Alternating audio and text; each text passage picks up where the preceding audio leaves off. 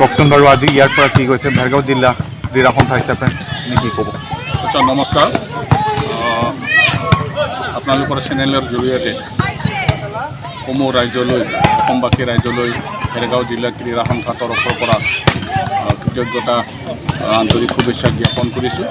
আপোনালোকে জানে সৰ্বভাৰতীয় জুনিয়ৰ গাৰ্লছ আৰু বয়জ ভলীবল আগন্তুক নৱেম্বৰ মাহত জম্মু এণ্ড কাশ্মীৰত অনুষ্ঠিত হ'ব আৰু সেই হেতুৱে অসমৰ পৰা যিহেতু বয়জ আৰু গাৰ্লছৰ টীম যাব আৰু সেইকাৰণে আজি ভেৰগাঁৱত অসম ভলীবল সন্থাই ক্ৰীড়া সন্থাৰ জৰিয়তে ভেৰগাঁও জিলা ক্ৰীড়া সন্থাৰ জৰিয়তে আমাৰ ভেৰগাঁও কোচিং চেণ্টাৰ ফিল্ডত এটা ট্ৰায়েল কেম্প আৰু কোচিং চেণ্টাৰ আয়োজন কৰিছে।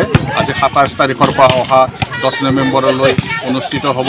আমি আশাবাদী, আমি গৌৰৱান্বিত, আমি গোটেই অসমৰ প্লেয়াৰসকলক ইয়াতে আদৰিব পাইছোঁ, আপ্যায়ন কৰিবলৈ পাইছোঁ, যাতে আমাৰ এই অসমৰ খেলুৱৈসকলে উন্নত খেল প্ৰদৰ্শন কৰি নিৰ্বাচিত হৈ ৰাষ্ট্ৰীয় খেলত অংশগ্ৰহণ কৰিব পাৰে। তাৰ কাৰণে আমি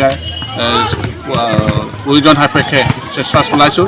তাৰোপৰি আমি হোষ্ট ডিষ্ট্ৰিক্ট হিচাপে আমাৰ যিহেতু ইয়াতে ল'ৰা আৰু শাখাত আৰু ছোৱালী শাখাটো আমাৰ পৰা প্লেয়াৰ দিয়া হৈছে ডিষ্ট্ৰিক্টৰ ফালৰ পৰা, নিশ্চয় তেওঁলোকে নিৰ্বাচিত হ'ব আৰু ৰাষ্ট্ৰীয় খেল খেলিবলৈ সক্ষম হ'ব।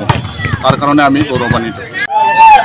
শেষত সমূহ আমাৰ এই ভেৰগাঁও জিলাৰ যিসকল প্ৰেমী ৰাইজ আছে তেওঁলোকক মই আজিৰ এই চেনেলৰ জৰিয়তে অনুৰোধ জনাইছোঁ, আপোনালোকে আহক, খেলৰ সহযোগ কৰক, উৎসাহ উদ্দীপনা দিয়ক, যাতে আমাৰ প্ৰতিভাসমূহ খেলৰ প্ৰতিভাসমূহ আগবাঢ়ি যাব পাৰে।